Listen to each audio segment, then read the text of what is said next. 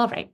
So welcome. My name is Jessie Turner. I am the director of the International Alliance to Combat Ocean Acidification. And alongside NOAA's Ocean Acidification Program, the Aquarium Conservation Partnership, and the Mid-Atlantic Coastal Acidification Network, we are very delighted to have you with us today for a roundtable discussion about a newly launched OA communications project that is titled Exploring Our Changing Ocean Impacts and Response to Ocean Acidification in the U.S. So before we get started, I want to quickly acknowledge everyone who is here joining us today. We have a really nice diversity of partners, including those from West and East Coast states. Here in the US, we have many aquarium partners, science and university partners. I see a port with us, the Port of Seattle, as well as many international partners in Latin America, as well as Africa on the line. And so really grateful for your time being here with us today. And what I really want people to know about this project is that while it is started in the US and is really focused on supporting US aquaria and marine learning centers in place-based storytelling about the importance of addressing climate change in communities that they are serving, we really hope that these OA story maps provide a model or a template or even just good old-fashioned inspiration for global partners thinking about your own approaches to regional storytelling about climate ocean change, opportunities for highlighting relevant OA projects in your areas, and engaging communities around those projects. So again, we really want this to be a starting point for future collaborations with the Alliance, with NOAA OAP, and others to really invite you into this work and think about how we can support your thinking and your desires for communications in other spaces. So to get started, I'm just going to give everybody a quick 5-minute overview of the project itself, its origin, its content, some of the desired outcomes that we have been solving for or thinking about as we've been creating this tool. And then we will turn it over and hear from those two leads that were involved in creating this project, creating these story maps, and then for a larger discussion with those who we hope will be engaging us in this next phase of utilizing and sharing out the information to their audiences. Great. And sound check, everyone, all right, you can hear me okay with a thumbs up. Great. Okay. All right, so just to kick us off, again, the partners involved in this project included the Aquarium Conservation Partnership, which is a coalition of U.S. aquaria here in the U.S. working to conserve ocean and freshwater ecosystems and who are committed to sustainable practices. Collectively, there are 27 aquaria members in ACP across 20 states who welcome over 25 million visitors a year. So it's a huge opportunity to work with an entity like ACP and reach this really broad general audience of a U.S. aquaria. Of course, we have the OA Alliance, and I think many of you know who we are, working with governments and non-government partners to elevate ocean acidification and transform response to climate ocean change along the coastline. And then, of course, NOAA's Ocean Acidification Program. And so bringing these three entities together, we have been adjacent, I guess, in each other's circles and had a little brainstorm this year that we could really think about ways to support ACP in their storytelling around climate ocean change and ocean acidification specifically in ways that would advance communications about climate ocean change occurring particularly in the US, that we could really lean into NOAA's coastal acidification networks and present localized information on the unique impacts, responses, and calls to action that are taking place across the country, and that we could really support this diversity of aquarium partners, of science partners across NOAA's Ocean Acidification Program with place-based storytelling about the importance of addressing climate change and reach people in the communities that they are working within. So it really became a natural opportunity to join forces and think about a product that we could put together that would utilize the science and the work happening on the ground through these coastal acidification networks, and then deploy that information sort of strategically through channels like Aquarium Conservation Partnership and all of the audiences that they reach. And so what that created was these regional story maps communicating the science, impacts, and response activities.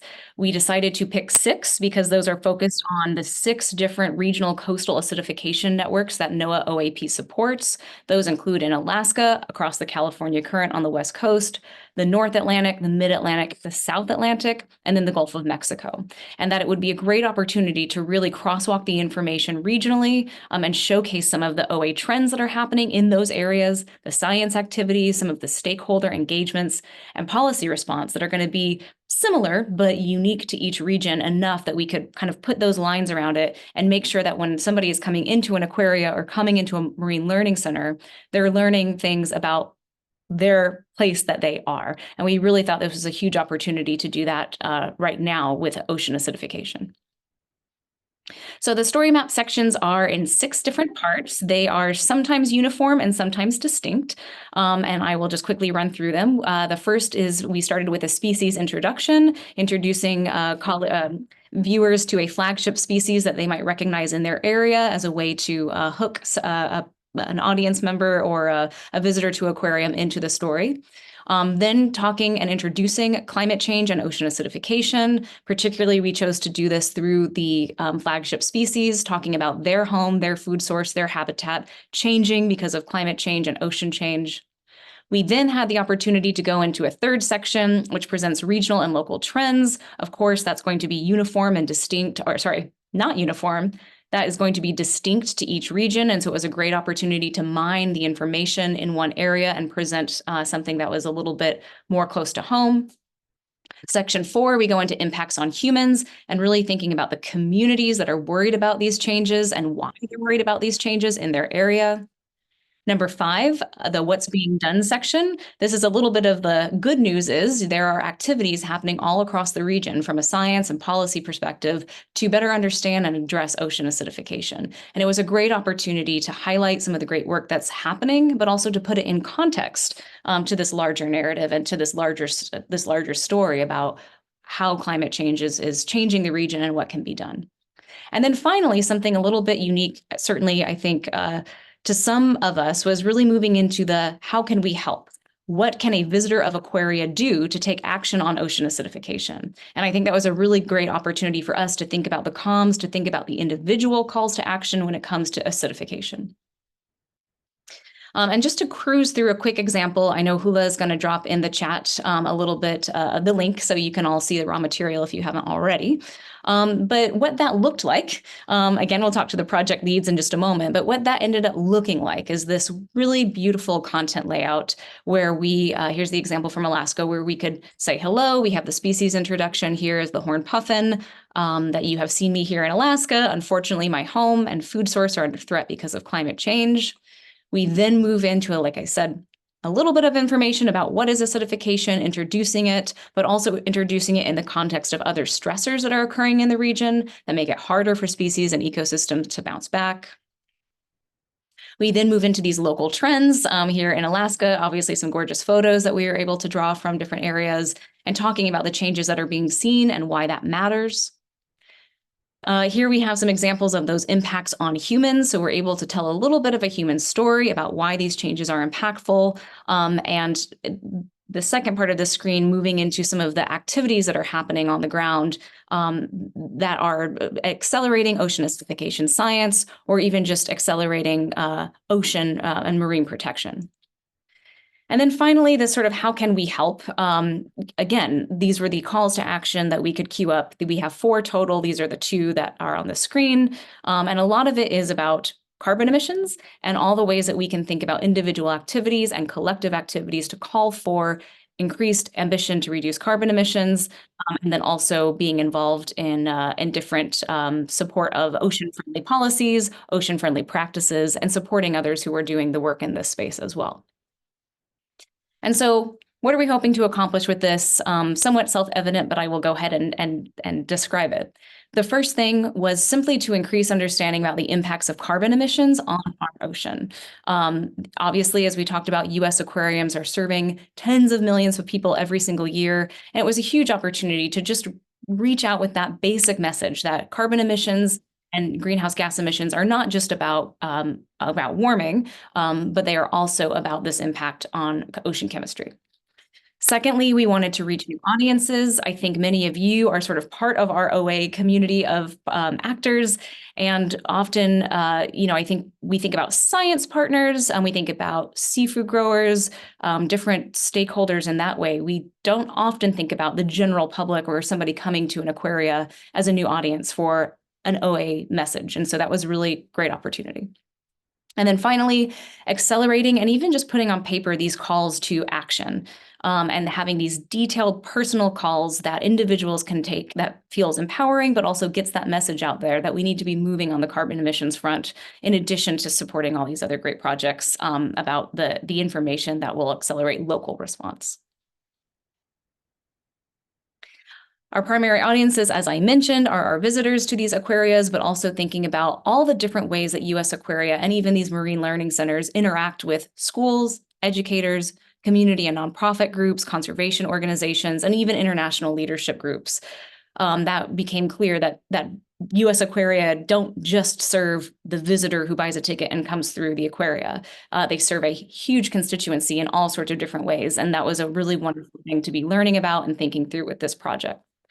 The other kind of category of actor that I want to throw out is it became quickly clear, and if you've spent any time with our story maps, you will have seen there's a huge emphasis on policy, local, federal policy in the US addressing acidification. And so it's a great opportunity to get some of our government partners, including federal, tribal, city, elected leaders who want to feel empowered about some of the actions they're taking and can use these story maps as resources for their constituencies or other partners. So that's sort of a third category of actor that we hadn't, fully realized was a really great tool for engaging those partners. And finally, just a little bit of what's next. So last year in 2023, it was really about bringing these three kind of leads between ACP, OA Alliance, and NOAA together to create the content. And now that we have our 6 regional story maps more or less in final phase, we're doing some fine tuning here and there. We'll be moving into phase 2, which we really think about as rollout and deeper engagement, almost one-on-one, with the individual early adopters from some of these aquaria or from of these marine learning centers that want to be working with us to disseminate this content. And so we're sort of thinking about this in 3 different approaches for how we will work with individual partners and getting content right-sized for how they would like to share it out. The first is the ways to share outside the physical aquarium. So those are, largely digital, emails, newsletters, social platforms, or websites. Can we make sure that we have the content and the eagerness of some of our partners to share out this material in that way? Secondly, it's ways to highlight physically direct people to this content inside the aquarium. So things like printed QR codes, printed material, pamphlets, screens, TVs, merchandise, business cards, things inside aquaria, brick and mortar that we can direct this story map people to the content in the story maps. And then thirdly, the sort of higher lift, if you will, is really thinking about how we could incorporate some or all of this content into existing narratives, exhibits, or displays where appropriate and where useful to some of our individual aquaria partners and their goals. So we're starting to ask questions like, which displays would we want to incorporate ocean acidification across? Climate, ocean, information, local processes. Some aquaria even have their own ocean acidification exhibits, or they have plans to have those curated in the next several years. Thinking about localized, discussions about impacted environments, impacted species are all great options for where this type of content could support and live. We've also been thinking about contents for talks. Of course, we all go to aquarium and see lots of those interactive, kind of presentations, content for displays, graphics, quizzes, things like that. That's a little bit more interactive. So all I'll say is that we are now working with a wonderful team here at the Alliance, but also with some of our aquarium conservation partners to do surveys and really think about what this next approach looks like. What is the content that we, the Alliance, can create so that these early adopters can pick it up and run with it, and we can get some examples of this working at all of these different scales across 2024. So with that said, I'm going to pause. Welcome you all here again. Thank you for being interested in this project, and say that we really want to be working with you all in ways that that within our capacity, we can support any of you that want to engage with this content and really take it up and in service of your goals, of your mission, and reaching your audiences. Today's program, for the rest of it, we've got about an hour on the clock. I'm going to turn it over first to Edie Marie and Juliana Corrales, who are the sort of co-creators of this project here under the OA Alliance, and really are the ones that made this a reality. And so I'd love to hear a little bit from you both, and also acknowledge some wonderful partners on the line: Isaac Olson, who worked with NOAA OAP as a fellow, and Melissa Vizard, who worked with Aquarium Conservation Partnership as an intern. And the four of these folks really came together all of 2023 and put this wonderful content together. And then from there, we will turn it over to our panel discussion, and we've got Dr. Liz Parati, who is the now acting director at NOAA Ocean Acidification Program, but has been the education and outreach coordinator on this project since the beginning. Colleen Scheidel, who is the communications manager at North Carolina Aquarium Society. Dr. Carrie Morgan, who is the director of education at Oregon Coast Aquarium. Dr. Erin Meyer, who is the Chief Conservation Officer at Seattle Aquarium, and Dr. Kirsten Wakefield, who's the co-coordinator of the Mid-Atlantic Coastal Acidification Network. And so the idea here is that we really want to hear from you all about not just the content itself, but your perspectives on how this type of content would support your existing goals, and make sure that we are working with you in lockstep this year to do our best to support you in that. So with that, I will go ahead and end my presentation and ask Edie and Hula if you can go ahead and turn on your cameras. How will we do this? Up here.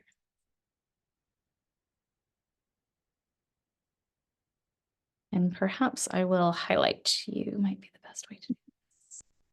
I may also end up turning my camera off. I'm having some connectivity issues today, so I'll pop in and say hello and move my mouth now, but I might turn it off. Well, let's go ahead and I should have thought about this in advance. All right, you go ahead.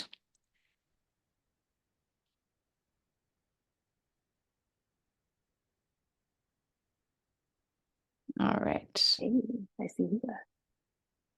No, I'm so sorry. I definitely should have thought about this in advance. Well, I'll go ahead and turn it over while I'm thinking about the right approach to making sure that you are all seeing what I am seeing. But Hula and Edie, I'll just turn it over to you guys to get going and to give us a little bit of background about the project. So Edie, it's all right if the camera, no worries to take on or off. I just want to hear a little bit about how you thought about this project and how you organized the research for each region. Particularly, what sources did you go to and what partners did you rely on to sort of get the right content right-sized for this type of project? You know, you had a really hard job about turning long-form information and research into a quick, clear message for an audience that they could follow along with, and just really want to think about how you made choices about narrative structure and right-sizing this information for purpose. So over to you for that bit of detail. Sure. When I started with this project, the OA Alliance, I was involved with the Alaska Ocean Acidification Network at the time. And that's one of those coastal acidification networks, or CANs, that you mentioned. The CANs are these incredible resources for scientific research on OA in the US. So especially if you're looking to answer questions about regional conditions, intensity, frequency, and location of acidification events. So Isaac and Melissa, I want to put a spotlight on them too. Without them, this would not have been possible. They were our research interns, and they were just as dedicated to this as anyone that I could have asked for or hoped for.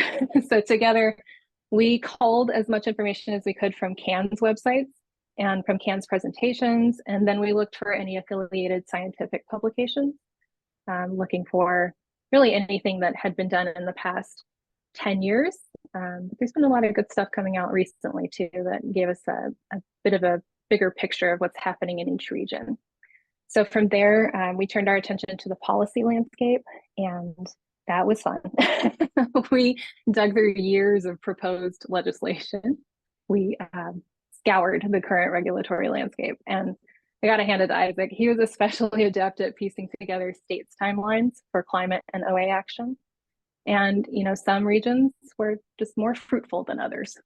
So that's where we turned to the OA Alliance. We wanted to know what conversations were happening that at the state level that weren't set in stone yet, that maybe we wouldn't have been able to find in the public forum yet.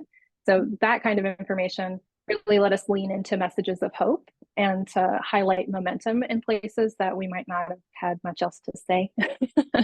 It really was a gathering of exactly the right partners for this project in order to tell the kind of story, to frame the story in the way that we felt was really doing justice to the science, being realistic about what's happening in the US, but not leaning into doomerism and also not sugarcoating things. I think that we really, as a team, we all felt a need to stay really truthful to, or had a fidelity to the audience in this way that we weren't underestimating them. Let's put it that way. They deserve to have, what our understanding of it in a very easy way to grasp. So looking at the research and looking at policy, there's a gap there in between the two. And that gap is currently being filled by community organizations and educational institutions. So the last stretch of our research involved looking for those key players in ocean health and climate action in each region. And it was the cans. Each can helped us determine which of these organizations and institutions to feature in each story map. It's one of my favorite parts of the story map is scrolling through. It's an actual map within each of the story maps that you can see a little description of each organization and click into their website, but you also see where they are physically in your region. And I think that that really helps not just with the localization, but also the accessibility for the general public. And it's always nice to boost our partners a little bit more visibility. Okay, so we had this abundance of information and we used all of that to build out our understanding of the bigger picture in each region. So my background in marine science and OA research, I feel like that was really helpful in understanding the broader context in which OA sits and the various mechanisms that can impact OA conditions. I think that you really need that level of understanding in order to start sculpting and shaving and manipulating. You really need that full context because you can get into the weeds pretty quickly. There's just a lot of information. So, I mean, that in and of itself was the real challenge. How do we develop an elevator pitch? If you have someone's attention for a limited amount of time and you can't make any assumptions about what they already know, how do you communicate your takeaway message? I am a big fan of neuroscience. I love Dr. Oliver Sacks. And one of the things that neuroscience has taught us about memory is that a memory becomes more durable when the learning follows a narrative pattern. Stories are more than 20 times more memorable than facts alone. I probably should have told you a story about that. So that means that the elevator pitch we were looking to create, it needed a little bit of room to grow. Using a narrative structure in particular, I feel like that term has been used a lot in describing this project. That narrative structure allowed us to organize information in a really meaningful way. We did our best to use accessible language and everyday concepts. And then Hula's beautiful imagery provided the visual cues in our storytelling that really drive an emotional impact. So in that way, the story map becomes more of an immersive experience of the story of OA. And I personally think that really beats a one-pager.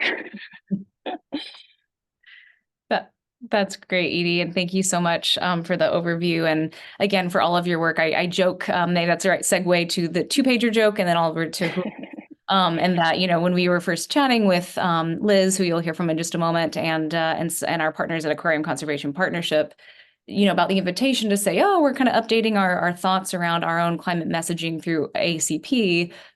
Do you have any interest in developing OA content, or, do you have any anything that you'd like to, contribute to that thinking? And of course, I said, well, we could make some bullet points and talking points for sure. Or, better yet, we can use the cans as a coordinating device and think about ways to do regional, one pager per each region. And that's fully what I brought Edie on to do, and sort of say, can you make it one pager? And quickly, between your interest and creativity and skill set and Hula's interest, creativity and skill set, it became the story map project, which is so much more impactful. So I'm very grateful to you for that. And one quick thing I'll say to this community on the line, it was really even good practice for us to think about that synthesis. I think we all struggle a lot with the synthesis of this information, and it was so amazing to work with the CANs and to work with NOAA OAP particularly on how we could keep synthesizing, boiling it down, cutting out pieces, getting to the heart of stuff, and it was just a good exercise, I think, for us at the Alliance, regardless, which I think was really useful. And I really commend the CANs and NOAA OAP for the way that you were able to synthesize some of this stuff. I think it's been a challenge for the OA community, and I think we've done a really good job across the board in doing that iteratively. So Hula, before we open up to the panel discussion and bring the Aquaria on to hear from them, could you tell us more, tell us more about the design decisions that went into the story maps, particularly anything that you want to add about why we needed a flagship species, and sort of how you were thinking about design, content, and length for a project like this. You really made this compelling, and it was your skills that sort of brought, the thing that makes everyone go, oh, wow, that looks great. I'm interested. So over to you for your thoughts and contributions to the project. Hi, thank you so much for that. So, well, as you mentioned, I work on everything that has to do with like graphic design, creativity, science communications, and communications on its own for the OA Alliance. And yeah, I had the honor to be involved from the inception of the idea to the release of the project. So yeah, I saw it evolve from the idea of being a two-pager to a set of materials that we hope inspire many people to take climate ocean action in their like respective regions in the US. So the story maps served as an excellent platform to display all the information that the team was available to gather. So as you hear, with a lot of information, and not only that, it was also like translated in a way that our audience could understand. So it gives us a possibility to create a bit more of that narrative that Edie mentioned, and make use of those charismatic species to guide us through the story and provide more of a local context on each respective can. Because of course, if we want to address emotions and we're talking about OA and all of these like subjects, it's difficult to relate. So it was good to use like these animals that, of course, the Aquaria has lots of experience, and together we brought it together, and so you have a bit of that moment at the beginning and like relate to it. So, but my role in specific was to provide like creative direction to the project. So this includes like the development of the branding, which involved selecting like the right colors, fonts, illustrations that spoke to our audience. Photography selection, if you go and see the links that I shared, it has lots of images, and so that's why like make it appealing. And basically creating the most attractive, let's say, like atmosphere to display the content that the rest of the team worked so hard to put together. So since the materials were going to be displayed on various aquaria in the US, our target audience is just super diverse, basically covering all age ranges, like genders, cultures. So when developing the brand, we had like two main aspects in mind. One was to represent the three main partners, so have a branding that would happily represent the OA Alliance, ACP, and NOAA OAP. So what I did at the beginning of everything was to go kind of like on a deep dive between each brand and find elements that we all had in common, and just create something that like represented all of us, and at the same time create something that was attractive to this wide age range and wide audience, but also at the same time like trustworthy to carry that type of information that we're displaying. Which is what you see. It's a selection of like of course blue hues and like highlight colors that kind of like address everyone, and lots of illustrations. So what you're seeing is kind of like the result of that very enjoyable collaborative project, and hopefully this is the first of many more projects of the like that we can develop. Yeah, thank you.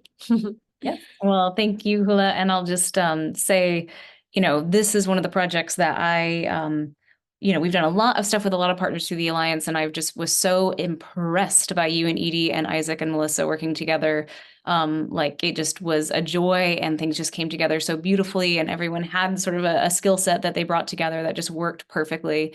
And so I'm just really grateful to you guys, Isaac and Melissa on the line, for giving this to our community that we can sort of now take and share out and use in all sorts of different iterative ways and build on. So thank you both so much, and Isaac and Melissa. Can I quickly?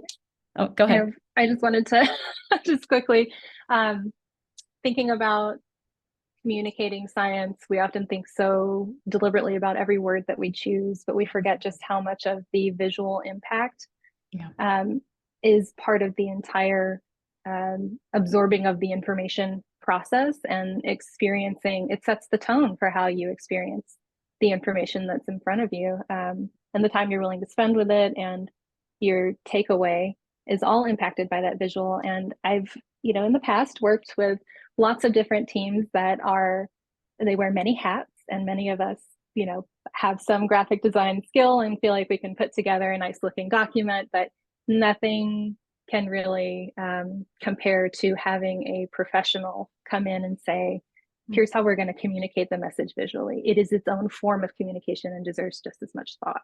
And so I think that part of everyone's like the initial inhale that I hear when people see, especially the Alaska story map for the first time, so much of that is reliant on the visuals too, and not just put a pretty picture here, but the intention and thought behind it. So I'm a big advocate for, if your budget allows, or if you can find the right person who's passionate about it, bring them on, because it's going to enhance your message so much further, give it so many more legs than you would have imagined for it before. Beautifully said. No, thanks, Edie. That is beautifully said. Great. Well, for the interest of time, I know that we'll have another about 30 minutes or so. And so I'm excited to bring up now a panel of those partners that we really want to utilize this content and think about how they might decide to do that. And apologize, I know you guys were seeing my desktop and all sorts of crazy stuff. So I think I figured it out. If you are a panelist, please turn on your camera, and then we'll have a gorgeous, yes, this is exactly what we were hoping for. Very good. All right. So we'll go ahead and just jump right in. I've got a couple questions queued up, a little bit informal, but I do want to leave some time for our audience to engage with you guys as well. But I'll start with you, Liz, with NOAA OAP. I'll just ask sort of these questions, maybe two and then one. So keep brief answers, but really excited to hear your thoughts on these. So particularly, I'm curious at OAP, what types of partnerships you traditionally work with, and why working with ACP on this type of project was so interesting, or what an interesting proposition it was. So I'll turn that over to you, and then I'll have two more questions for you on the content. Sure. Thanks, Jessie. So the types of partnerships we have are, of course, we support the coastal acidification networks, which we've already heard a lot about. We call them the CANs. And they are our on-the-ground, regionally based groups that include researchers, different types of stakeholders and rights holders who really know that region best and are tapped into the network to provide support and capacity. We also, operate internationally as well. So there's the Global Ocean Acidification Network, of which we are part and support. And that really kind of helps bring lessons learned, leveraging, and different types of capacity, both domestically and abroad.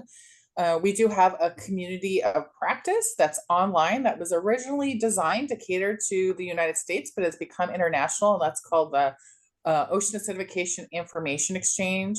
And then we also have partnerships with different types of industry, educators, people everywhere from local, regional, and national scales as well. The ACP, as we've known, as our research has really developed, we've gone beyond knowing, what is ocean acidification? Where is it occurring? How is it occurring? We have a good handle on that now. We now are seeing the impacts to species and ecosystems, and in turn, how that impacts people and communities. And we are mandated not only federally, but our mission is to prepare people to build resilience and adapt to this changing ocean condition. And the one thing we need to do first is to build awareness that turns into action. So the Aquarium Conservation Partnership was really interesting to us because it helped us reach those new audiences that may not have much experience with the ocean or ocean acidification.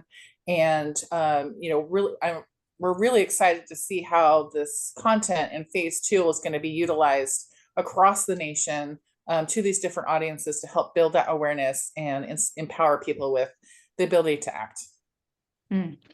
That's great, Liz, and super appreciate that. One thing, let me make sure that you're not all seeing me. Remove that spotlight. One thing I want to just pick up on really quickly, back to you, and then I'll open it up to our aquarium partners. One thing that I was a little bit not sure about is how much we could, working with ACP, we're like, okay, we're going to use these, calls to action at the end, and we'll really curate some things that an individual actor can do once they absorb this information and they leave the aquarium, and thinking about kind of that empowerment angle. And a lot of it really started to be sort of particularly focused on policies calling for reduced CO2 emissions, for lack of a better word, like across society, in different ways that we think about policy development, our own personal choices, but also particularly sort of the policy landscape. And I was just curious from your perspective, was it challenging at all for you guys at NOAA OAP to support these calls to action? I mean, we did a little bit of a crosswalk where working with ACP and what they would traditionally say and sort of their protocols, as well as yours. And I thought that they came out quite nicely, but anything that you want to add about sort of endorsing these calls to actions that we came up with that really do focus on the CO2 emissions message? Sure, and I appreciate that question, Jesse. So, one thing that ocean acidification shares with climate change is that the underlying cause is from carbon emissions. And so that is the underlying solution globally and nationally. Certainly regionally and locally, there may be additional solutions. And so, we were excited to see that we're leaving people with a sense of hope because they can act.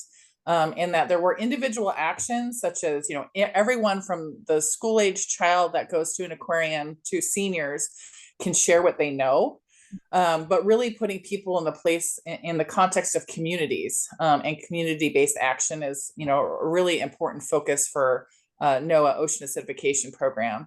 And, those particular actions that are going to help people build resilience and adapt to changing ocean conditions are going to be different. And what's great about these story maps is it really highlights all the great work that's already being done and engaged and can be furthered by further engagement by people. And so, that gives people an idea of, oh, wow, there's this new problem I didn't know about, and here's how I can help. And people are already tapped into this. So it's not just me, and we can be a community moving this forward.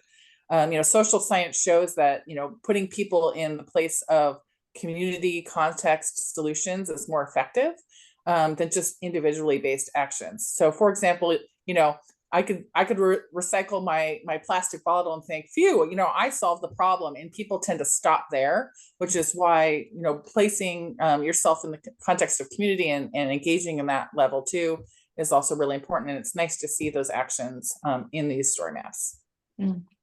That's great. Thanks so much, Liz. And I think with that, I'm actually going to go over to Colleen quickly for kind of an ACP-ish related question.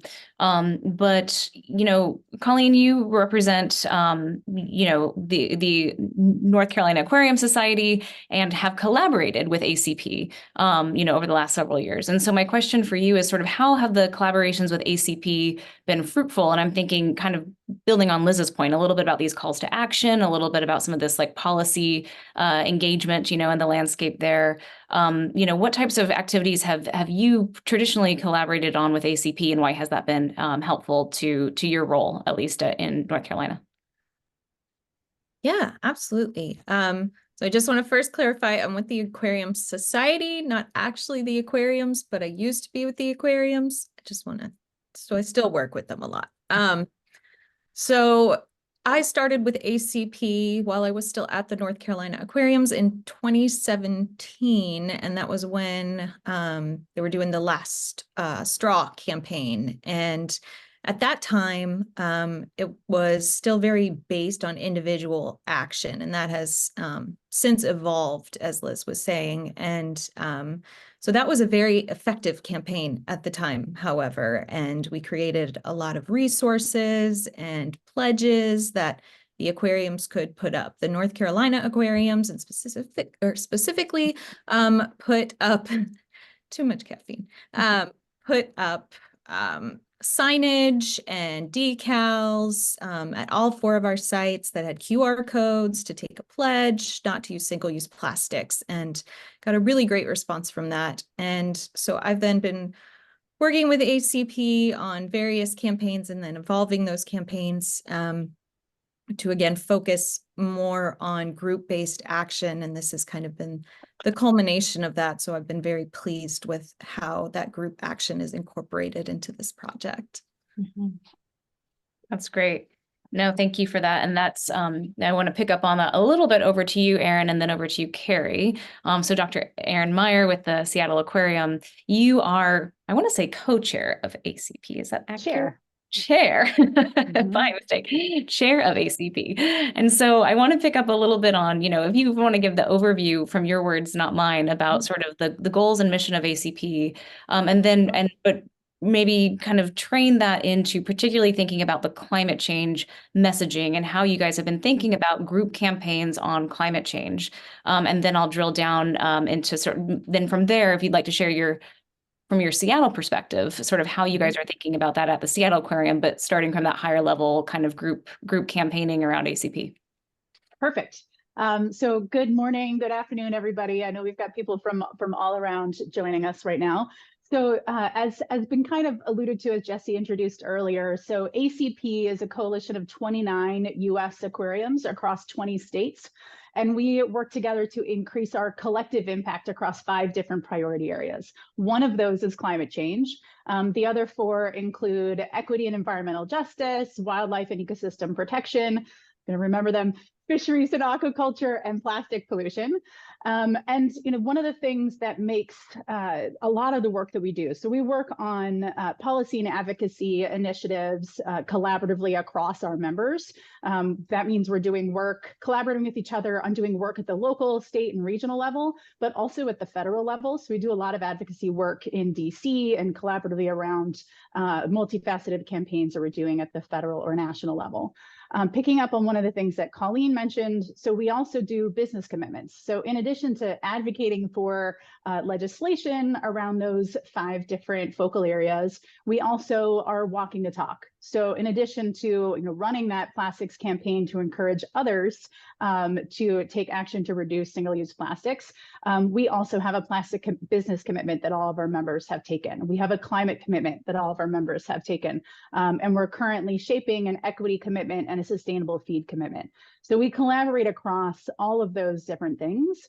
And when we're doing policy and advocacy campaigns, and I noted that they're multifaceted, so that means that communications is a piece of that. And we across 29 members, I think the things that we're most known for as aquariums is that we have physical places, right? We are place-based institutions. Across that 29, we reach 35 million on-site visitors a year. Absorb that. Right. And Liz mentioned, the social change research and how I loved what you said, Liz, around being in community and part of community to move these things forward. The other thing that social change research highlights for us is that in-person, one-on-one storytelling that can happen when you're in person with somebody is far more impactful than just reading something online. Our online audiences, we reach, hundreds of million more people through those online platforms. Also incredibly important and far more impactful when those are multimedia. But that 35 million we meet in person, being able to use this kind of story map in person with somebody on an iPad or on a screen is really impactful, because they're getting both that one-on-one in-person conversation, and they're seeing visuals that they can take home with them and dig deeper after we've kind of brought them in a little bit closer. I think getting to your second part of your question, Jesse, what does this look like at Seattle?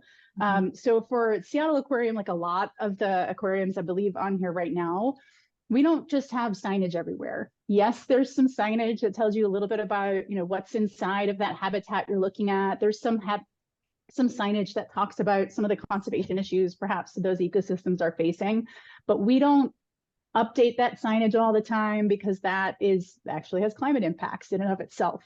So we lean into, again, that one-on-one conversation, and we weave these stories into conversations that our interpreters are having while they're standing in front of these habitats. So we do, you know, big 10-minute presentations that talk about climate change or ocean acidification and other things. We do, you know, smaller one-on-one or small group conversations. We have, like the others on here, we have school groups that are moving through. It's part of those curricula. We have summer camps. It's part of that curriculum. And then we're also out on rivers, out on beaches, and those conversations happen in those places as well. So a tool like these story maps can have multifaceted use for us, you know, across those various different platforms that we are engaging with our audiences in person and virtually. Mm-hmm. That's great, Erin. And thank you, just truly from the Alliance to ACP hats. You know, it's been such an awesome collaboration with you guys. You've been so generous and so open, and being able to sort of think about that group, you know, sort of campaign, you know, dynamic that you guys bring, and the expertise that you bring in that, and opening that up to OA being inclusive in the climate conversation. It's just been so awesome. And it just relying on your guys' expertise as you guys think about how you roll this stuff out and sort of what your main messages are, developing those calls to action with you were such a meaningful way to do that. And appreciate your comment then going from there to Seattle, you know, particularly, I mean, that was one of the projects in front of us, was again, working with some of our colleagues here at Alliance to do these interviews and do a survey with all of the members of ACP and sort of say, how do you engage your constituencies on climate change? How do you can engage your constituencies in general? And so that's sort of what we're trying to pinpoint and find, and make sure that now we're developing the right type of content that you guys can really take up and then reference, of course, the full story map as a utility of a resource. But Carrie, you know, over to you at Oregon Coast Aquarium. I'd love to hear your general thoughts and reactions to that question. How has Oregon Coast Aquarium just thought about your climate change messaging? And is there any updates, or sort of how are you thinking about, have you been thinking about acidification as part of that larger story? Yeah, so yes and yes. So we've been working on our climate change messaging for some time, as well as ocean acidification. So specifically around ocean acidification, I'm lucky enough to partner with the Oregon State University, and we bring in a lot of interns and graduate students. And so I've worked with them, particularly around doing research with our guests, so that we understand what they know or don't know about some of these topics. And so we've looked at both ocean acidification and climate change. And we 2 summers in a row, we really dug into ocean acidification to have a better feel for our guests. And then as the result of one of those internships, there was crafted a narration for our new coral exhibit, as well as an accompanying interpretive cart for that. And so we also train all of our volunteers. We have adult and youth volunteers. And so we make sure that all of our volunteers are equipped with the information around ocean acidification. Some of our volunteers are more comfortable delivering that message than others, so we don't require it of them, but we make sure that every single one of them is trained on both topics and how they can engage those messages in specific areas around the facility and where it makes the most sense to talk about those things. So again, that's for both adults and youth. And our aquarium is currently in the middle of renovating all of its indoor galleries and all of its signage. And our signage was 30 years old and really didn't touch on any of these topics. So in that remodel, we're putting it's more of a storytelling approach to just even our signage rather than sort of the old school, here's a ton of content about all of these really cool things. So more of the storytelling approach and embedding these topics into that storytelling. And then there's accompanying videos that will go along with multiple of those exhibits. And so it'll also be embedded in those videos. So in terms of thinking about the story maps, and it's evolving, right? They're new, but thinking about how we can utilize that in those spaces with our new signage, our new video monitors. One of the things that we also do, sort of switching gears a lot, is we do a lot of teacher professional development. And that is also a space that we like to make sure that the teachers that live on the coast understand the impacts of what's happening on the coast, so then they can share those stories and that science with their teachers. So we always will focus specific trainings around those topics and how those relate to the different ecosystems that they might take their kids to see, whether it's the tide pools or the beach or the estuary.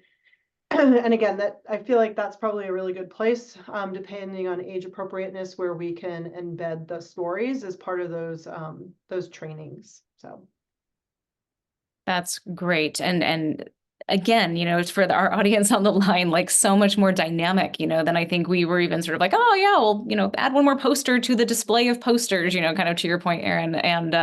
And it's like so useful to think about all these, and Isaac and Melissa and Edie are already way ahead of me on this. Like they already know this and have been thinking about this, but it's been so great to sort of hear that reiterated even today, Carrie, and thinking about all these different ways that even the story map as a resource can go to supporting some of those interpreters, as something that they can brush up on before then going out and sort of thinking about what their own approach to relaying that information verbally is, tying it into other teaching trainings or curricula, across different school constituencies that maybe visit or maybe don't or have proximity to the aquaria.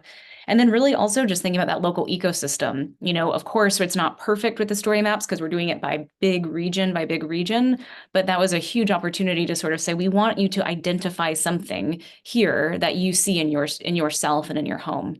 So that's great. And it does sound like we're really excited to be engaging with you in Oregon as you guys think about these updated displays and particularly OA's role within them.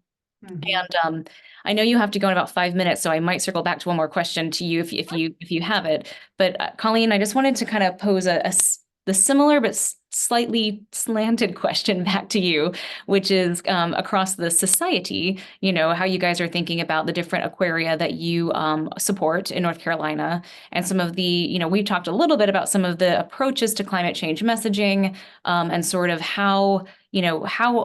how are you thinking about that as a collective? And North Carolina is in a unique situation in that you are sort of an umbrella under the state government. And so changes in administration, changes in government sort of has influence on the way that you guys talk about this issue. So over to you to sort of hear your thoughts on that and how OA is useful or complementary to some of your climate change communications goals. Yeah. So for those who aren't aware, as Jesse mentioned, the North Carolina aquariums themselves, there's 4 facilities along our coast, and they are run by the Department of Natural and Cultural Resources, which is part of the state. And then the society is, of course, the support organization to supplement that. So when I started with the aquariums, they weren't actually allowed to talk about climate change. Because of the political climate. We are in North Carolina. So then we had an election and the new secretary said that we could and we should talk about climate change. And so we began that, but we've really only had 4 years of permission to talk about climate change in our facilities.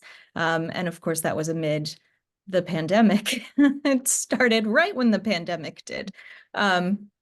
So we've been developing those programs, as with a lot of sites have mentioned, we have some aging infrastructure in terms of signage that we're working on. So there's not a lot of physical representation of climate change, but it is messaging in a lot of our programs, and then it started being integrated a lot on social media as well, in our websites and press releases. And we did make public the commitment that we made with ACP facilities to reach net neutrality, which fortunately was also in line with our governor's executive order 80, which basically told us to do something similar.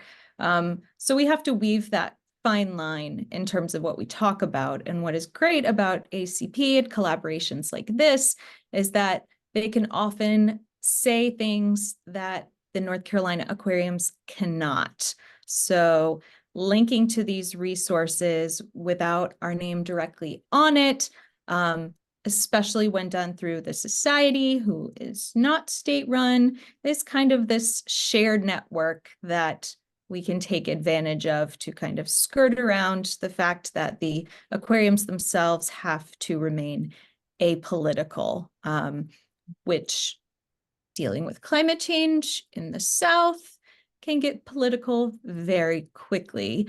So this is a great tool for us as a public facility. And so we're just very grateful that it's here.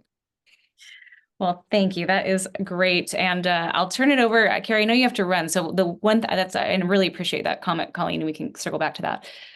Carrie, before you have to run, any advice that you or guidance that you would give this group as we think about more engagement with you all and trying to better assess what your needs are and the type of content that works best for you, formats that work best for you? And then I'll ask Erin, same question, though I know you have to run, Carrie. Huh, wow. That's a big question. I think, story maps seem to me, at least from an education perspective, to be a fairly new sort of format strategy, right? Like it's something that we haven't seen content laid out a lot in. So I think, even just being part of this and hearing the designers and thinking about how they pulled all the information together and how everything was very intentional was super helpful. So in terms of thinking about, how would I then take that to my staff and my volunteers and explain to them that this is a tool that they can use, making sure that there's some sort of way that we can communicate to them the intentionality of everything that went into it, right? Not like, here's this pretty thing that you can scroll through with content. So I think that is just something to think about. And in any organization, there's obviously different communication channels. And so it's not just education, but then there's also the PR and marketing folks and thinking about how they may, we would work with them to think about how do we share this through those venues, whether it be our website or social media, to just kind of thinking about like the internal audiences at our organizations and the things that we need in order to be intentional about how we're using the tools, right? That's great. That's great advice. And really appreciate that. Same with government. I feel like working a lot with government, it's like a lot of the comms things we think are for the public are actually for government to government down the hall, interdepartment communications as well. So that's a nice analog. Kirsten, I haven't forgotten about you because I want to switch gears from aquaria and talk, because I think it's related to some of these questions. But Carrie, if you have to run, we understand. We're very grateful for your time here and thank you for joining us. And we look forward to working with you this year.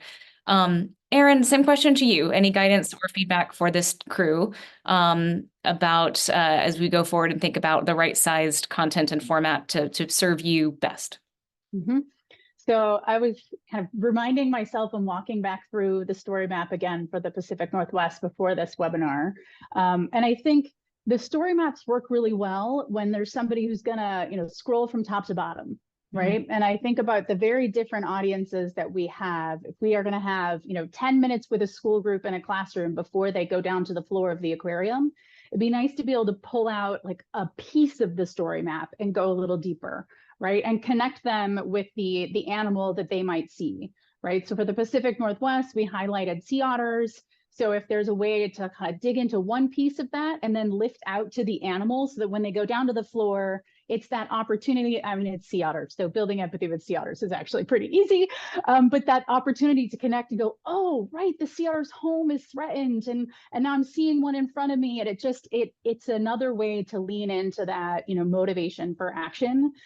The other thing that's coming up for me is that, like my colleagues here from other aquariums, and I imagine NOAA as well, translation would be really helpful because we do work with audiences in multiple languages. So it'd be helpful to have an opportunity to, translate some of that. And there's ways to do that very easily through the website, but for making it more useful for us, for some of our audiences, that would be a really just another example of how it'd make it more useful.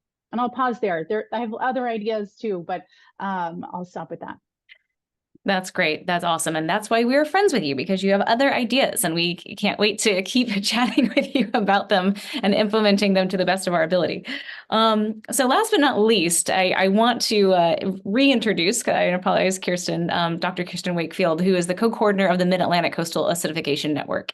And partly you're our co-host of our webinar. So I was like, I appreciate you waiting patiently. And also we work with you loads. And so I'm really excited. You guys have been really thought partners in the content design. Edie was speaking about, working with the cans, and you guys have been so generous and just giving us the type of information that needs to go into these, and really also leading the synthesis conversation, that we talked about. But what I want to chat about with you is, we've talked kind of a two-part question. One is sort of what you think about the value just of the collaboration potential with ACP from your perspective. Obviously from NOAA, Liz has kind of covered that, but from your own thinking about like the aquaria in your region, what do you think the opportunities are, what the value proposition is in that direction? But then also just thinking about, how do you think about the value of this type of project for your own mission and goals at the cans over the next handful of years? How does a story map support your work plan, basically, and what would you like to see come from this collaboration that best serves the Mid-Atlantic can? Thanks, Jesse. I'll try to answer both those questions. As a can, we're really focused on the science of ocean acidification and trying to understand the local drivers and predicting the changes that will occur so that we can help the Mid-Atlantic coastal communities and the marine-based industries really adapt to changing ocean conditions. Our stakeholders want a lot of evidence-based research to drive the policy and management decisions, and it's not really hard to convince our stakeholders that we work with every day about the importance of addressing the causes of ocean acidification. But for people outside science and management and aquaculture communities, it's still really largely an invisible threat in the Mid-Atlantic. We don't have a lot of like a total hatchery failure to point to, like happened on the West Coast a couple of years ago. We don't have a lot of charismatic species like sea otters that we can tie to ocean acidification. Charismatic blue crabs, though. Yeah, no, they're not so charismatic. And so I think in the Mid-Atlantic, we have to work a little bit harder to reach audiences outside of our typical stakeholders and to help them find not only the personal connection that they have to acidification, but the role that they can play in slowing that rate of change. And so having this opportunity to share the work that we do with thousands of visitors through this partnership really helps amplify our ability to reach a broader audience that's outside the typical people that we normally work with and partner with. And I think that's really a huge benefit of this. The other point you've spoken to with the policy goals, we do a lot of work with our member states. There's 5 states in the Mid-Atlantic, that from Virginia all the way up to New York. And they're all in varying stages of working on their ocean action acidification plans, either as a standalone plan or as a part of a larger, ocean resource policy plan. And we're trying to do a lot of work to support those efforts and help them also tie into some regional coordination. And I feel like the more that we can speak with members of the public and kind of build support from the ground up for those efforts as well, it helps the states have an easier job of being able to pass some of that through legislation and getting political support for the things that they're trying to do as well. That's exactly right. I mean, I hadn't even thought about that from your perspective, but that makes loads of sense. I'm very glad that you flagged that, particularly being the proponent of OA action plans personally. Anything you want to add, Kirsten, about your just, kind of hopes for engaging with the other partners that would disseminate this? We've talked a lot about aquaria, but we also know that there's a lot of marine learning centers or even academic institutions that have some element of public reach, whether it's through a website or even sometimes like brick and mortar displays, and so have you thought about, and no pressure if, how deep the answer is, but have you thought about sort of the non-traditional partners outside of the aquaria that you guys work with a lot that would benefit from having this as a display or something on their website, or just one other kind of channel for reaching those different constituencies outside the aquaria? Yeah, there's a couple. We're really close partners with the National Estuarine Research Reserve programs, and a lot of them have education centers. And I was thinking this might also be a really good avenue to spread some of that information. We've been working with them already with their Teachers on the Estuary workshops and developing in partnership coastal acidification in the classroom curriculum. And I think having that curriculum paired with the story map and some of these visual tools would be a really nice engagement activity. Teachers can take out to the classrooms, so they come to one place for training, which, like you were talking about, just some individual training, and then take it out to the classrooms. So I think that's one great opportunity for partnership. The other, there's a lot of nonprofits like I think it's Reclaim the Bay and Barnegat Bay that are starting to dive into some of ocean acidification engagement with groups that come in and do volunteer monitoring efforts at their sites. So we talked off and on about doing some kind of training opportunities and those kind of things, but if there's a way to tie in that information as well there, and the story map is an activity that they might be able to use to kind of, again, get that local connection to what's going on with ocean acidification, and they can talk to the people that they work with about the roles that they can play and the actions that they can take as well. And it kind of, again, just amplifies that message out through some non-traditional audiences for us. That's great. No, it's really exciting. I mean, again, we're trying to constrain like the work plan for 2024 to, because we're all, I think limited capacity, or we all have a line of capacity somewhere, and thinking about, how best to organize this year. But I think the cool thing about this project is it's so many different shapes and places where this could live, and pieces of it can live. I'm definitely hearing that come through strong as we think about the next steps for prioritizing what we can support and deliver. But I don't think it stops at 2024. I think there's lots that we can keep doing, and we really see, I think, the story maps as like the source material. It can stand alone, but from there you can pull it apart a million different ways for a million different purposes, and then always have that as the source material to come back to. And so I think that's really what we're realizing, that the strength of them over time to be. So that was wonderful. I'm really grateful for this group's time and engagement. We have about 5 minutes on this scheduled program. If anyone has questions, feel encouraged to raise your hand and or just come off mute if anyone wants to ask a question of this crew, or just reflect on your own thoughts and feelings about how you might engage with the story map content for your own constituencies and your own goals.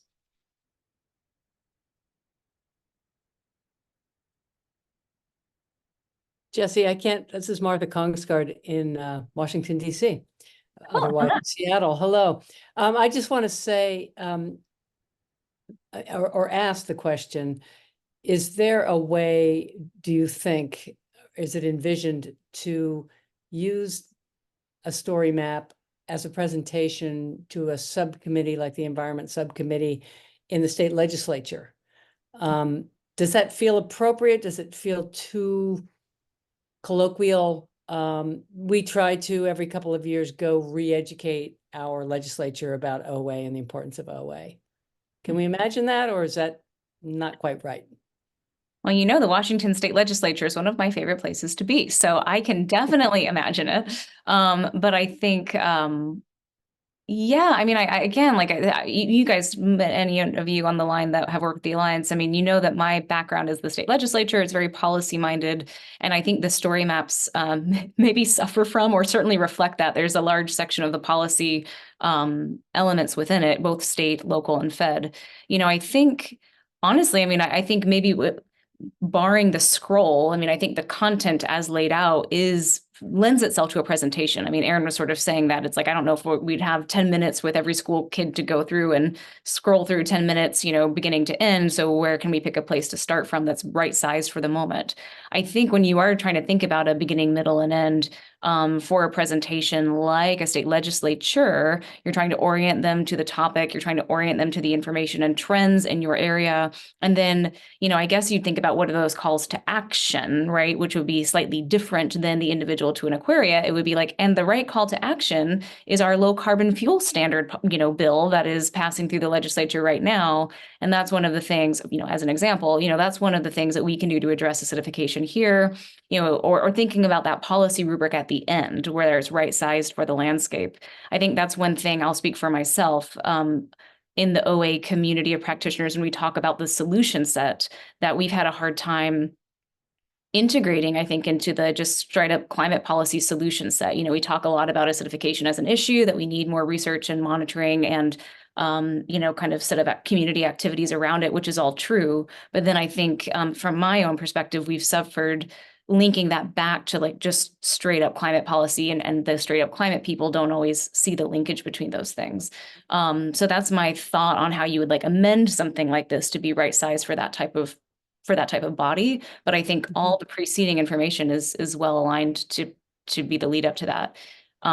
Erin, I saw yourself come off mute. Over to you. I love that question, Martha. I think that there's certainly an opportunity in Washington if it can be right timed, right? So the next time we have a piece of legislation that might align with this at the state level.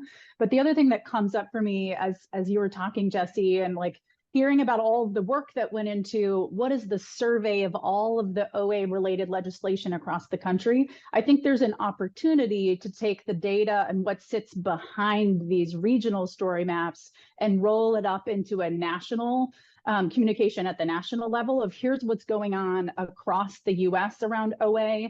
Here's how many states have legislation. Here's where those things are aligned with each other. I think about the work we've done through the ACP around plastics policies and how that was a really powerful message at the national level to be able to say X number of states have this legislation that's already passed, because it pushes forward the opportunity to pass something at the national level. So I think there's something there at the national level as well. Maybe it's just because, Martha, you're calling in from DC that's where my head's at, but I think there's two scales to work at with that. And I would say one of the most popular NOAA sites is utilized by decision makers on NOAA in your state. And so it's, it's basically activities that are, through our agency and partnerships that they want to know what can they toot their horn on and saying, this is what we're doing about this problem. That's great. Love this thinking. And it very much does tie back to Kirsten, your point about, X amount of states now have OA action plans that, like, in the states, at least, were like passed and agreed to and adopted by the state legislature in some way, or maybe the executive office, the governor's office in some way, meaning they're not just voluntary products that sit out there. They're actually somehow situated in government responsibility to move on. And so that's a nice way, Erin, to your point, to roll up those and talk about that in context. And for everyone else on the line, US just released their national OA action plan, through NOAA OAP and State Department and many other governments or departments and agencies. And a nice way to think about what is the ask at a federal level based upon all of this, sort of momentum rolled up into something more specific. So that's great points across the board.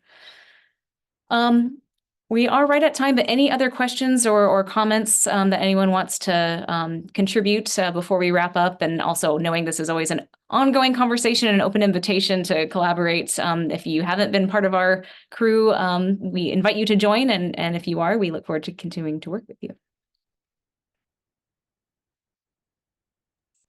Great. Excellent.